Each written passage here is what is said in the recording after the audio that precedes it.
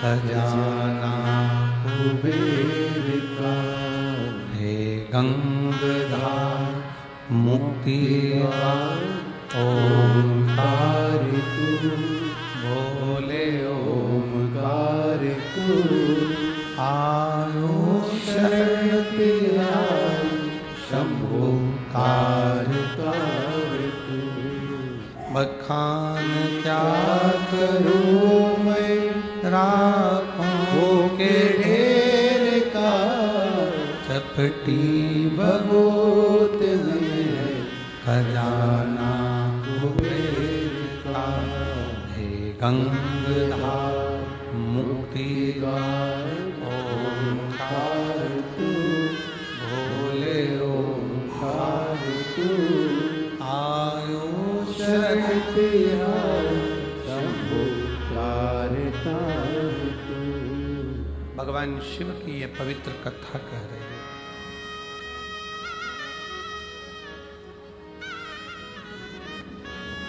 जिससे संपूर्ण विश्व में जन्म लेने वाला, चाहे वो मानव हो, पशु हो, पक्षी हो,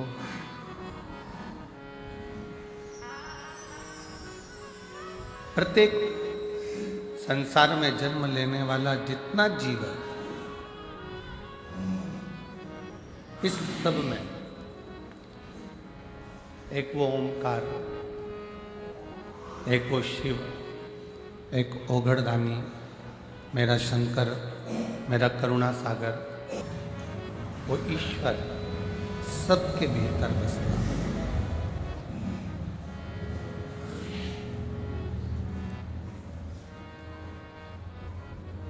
चाहे वो संसार में जन्म लेने वाला पशु हो, पक्षी हो, जलचर हो, थलचर हो, वायुचर हो, ऐसा कोई संसार में जन्म नहीं लिया जिसके अंदर मेरा शिव ना बसता, एक ओंकार ना बसता।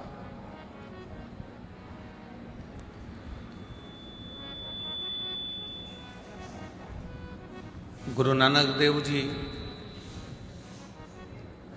अपनी वाणी में हमेशा कहते हैं कि जिस समय पर आप अरदास करने के लिए बैठो, गुरु नानक देव जी अपनी वाणी में कहते हैं जिस समय पर आप अरदास करने के लिए बैठो, उस समय पर केवल अपने लिए ही नहीं, गुरु नानक देव जी कहते हैं कि संपूर्ण विश्व के कल्याण के लिए और जो संसार में जन्मा है उसके लिए भी अरदास किया करो। उसके लिए भी अरदास करना चाहिए, उसके लिए भी प्रार्थना करना चाहिए, उसके लिए भी निवेदन करना चाहिए, उसके लिए भी भगवान से प्रार्थना करना चाहिए।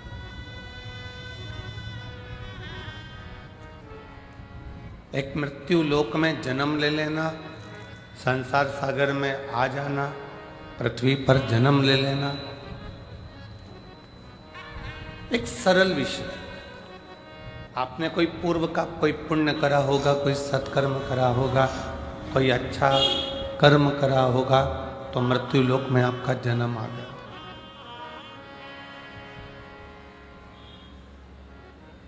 कोई पूर्व का कोई पुण्य करा होगा तो मृत्यु लोक में आपने जन्म ले लिया। और यदि मृत्यु लोक में जन्म मिल भी गया और आप शरीर से पूर्ण हैं, जो भगवान ने आपको नेत्र दिए हैं, श्रवण दिए हैं, वाणी दी है, हाथ दिए हैं, पांव दिए हैं, सारी इंद्रियां जो भगवान ने प्रदान करी है, शरीर का जो अंग प्रदान करा है, यदि वो प्राप्त अच्छे से हुआ है और उसको प्राप्त करने के बाद यदि आप भगवान की अविरल भक्ति में डूबे हुए हो, किसी संत, किसी सद्गुरु, किसी भक्ति के अंतर्गत अगर आप प्रवेश करे हुए हो तो समझ लेना कि मानव जीवन में सबसे अच्छा कर्म आपने कोई करा होगा जो सनातन धर्म की ओर, भगवत भजन की ओर और अविरल भक्ति की ओर।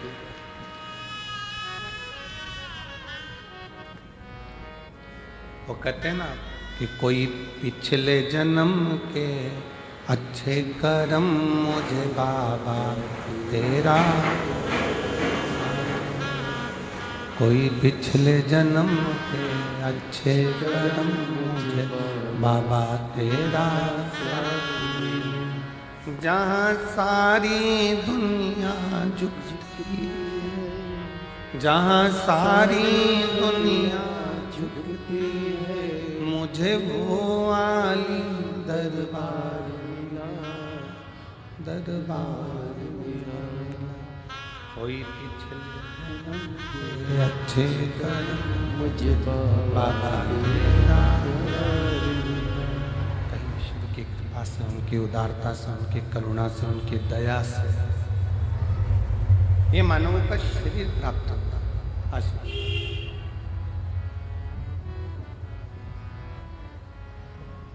पूर्व का कोई पुण्य होगा, कोई अच्छा कर्म होगा, कोई पूर्व का कोई सत्कर्म होगा, जो ये मानव का शरीर हमको मिला, आपको मिला। और यदि मानव का शरीर आपको और हमको मिला है भगवत भजन करने के लिए, स्मरण करने के लिए, संकीर्तन करने के लिए,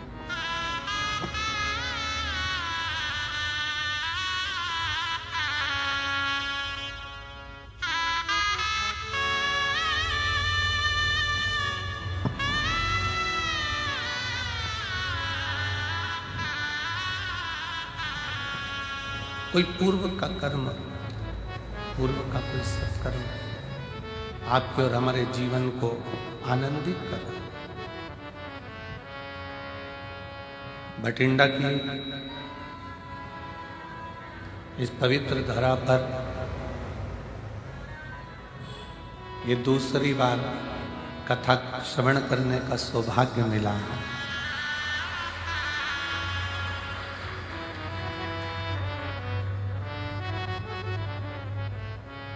और बड़े सौभाग्यशाली हैं आप और हम सभी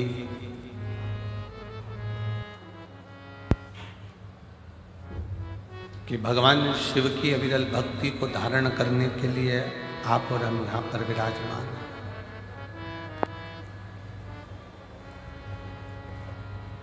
बस एक ही निवेदन है कि दिल से, हृदय से जितनी देर कथा में बैठो, जितनी देर सत्संग में बैठो, जितनी देर भगवान की विरल भक्ति को धारण करने के लिए बैठो, उतनी देर अपना दिल भगवान की इस पवित्र कथा की ओर लगा कर। इंद्रियां थोड़ी चंचल है और इंद्रियों की चंचलता के कारण भगवान की भक्ति नहीं हो पाती।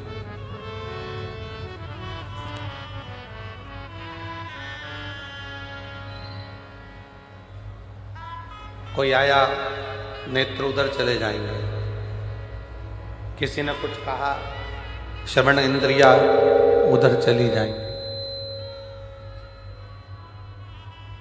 और इन 5 कर्मेंद्री, 5 ज्ञानेंद्री और 1 मन,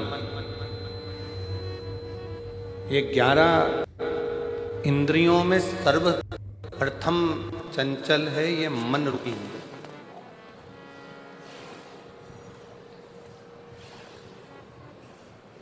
जब भगवान की कथा को श्रवण करने के लिए बैठोगे, धारण करने के लिए बैठोगे, तो ये मन रूपी इंद्री सबसे पहले डोलेगा, मन विचलित होगा, भटकेगा।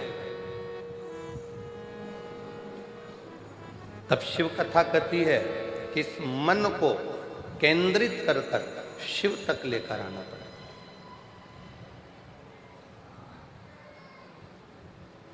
इस मन को केंद्रित कर कर भगवान शंकर तक लेकर आना पड़ेगा।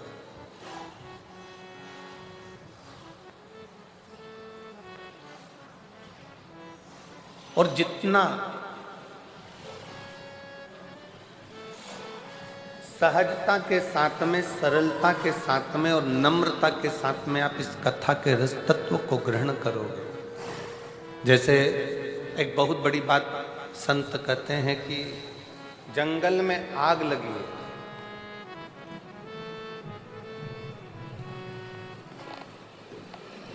और जंगल में आग लगी है और बड़े बड़े वृक्ष जल रहे हैं, बड़े बड़े घास जल रही है, वृक्ष जल रहे हैं, पूरा जंगल धधक कर जल रहा है।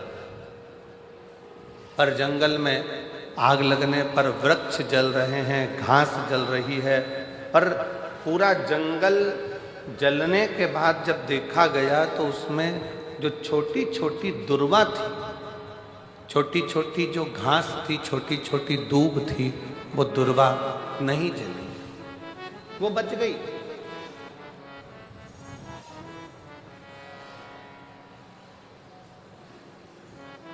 बड़े वृक्ष जल गए, बड़ी बड़ी घासें जल गई, पर छोटी छोटी दुर्वा, छोटी छोटी दूब वो बच गई, क्योंकि वो दबी की दबी रह गई। थोड़ा सा पानी गिरा, वो दुर्वा फिर उछल, फिर बढ़ना प्रारंभ कर दी। शिव महापुराण की कथा कहती है कि भगवान की कथा में, गुरु की शरण में, परमात्मा की शरण में, ईश्वर की शरण में, संत की शरण में, परमात्मा की कथा में जब भी पहुंचो, उस समय पर बड़े बनकर नहीं, छोटे बनकर जाओगे तो गुरु और संत और शिव की कृपा की दृष्टि से फिर बढ़ते चले जाओगे।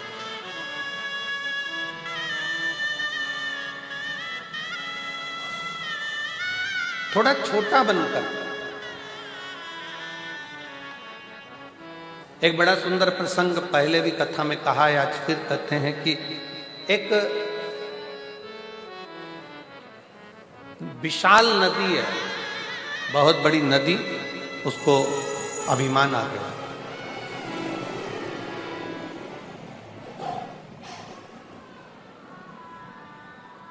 और बहुत बड़ी नदी को जब अभिमान आया, बहुत बड़ी नदी को जब अहंकार आया, अभिमान आया, तो उस नदी ने समुद्र से कहा, समुद्र, मैं दुनिया की सबसे बड़ी नदी हूं और बड़ी विशाल हूं,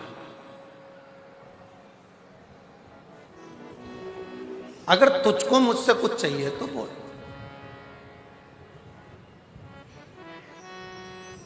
मैं दुनिया की सबसे विशाल नदी हूं, सबसे बड़ी नदी हूं, समुद्र, तुझे कुछ चाहिए हो तो मुझसे बोल। अगर तुझे कुछ चाहिए तो मुझसे बोल, मैं तुझे दे सकता। समुद्र ने हंसकर कहा, नदी मेरे पास में तो माणिक है, मोती है, सोना है, चांदी है, हीरा है, पन्ना है, रतन है, माणिक, औषधि सब मुझ में। देवता भी मेरा मंथन कर कर इसमें से माणिक, औषधि, रतन सब निकाल लेते हैं, मुझे कुछ भी नहीं चाहिए।